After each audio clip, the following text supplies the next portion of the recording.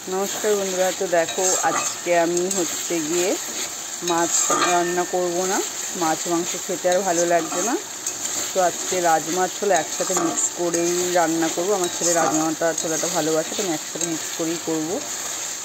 तो एर जोन्नो राजमार जोन्नो मशलाटा आमी करे निচ্ছি। আর राजमा आमी एक सेদ্ধ करे फेलेছি। এই দেখো রাজমাটা আমি প্রেসার কুকারে সেদ্ধ করে ফেলেছি, আর ওদিকে মশলা করছি।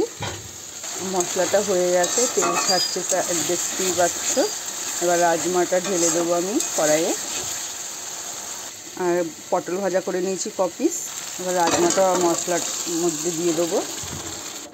দেখো কত সুন্দর কালার এসছে।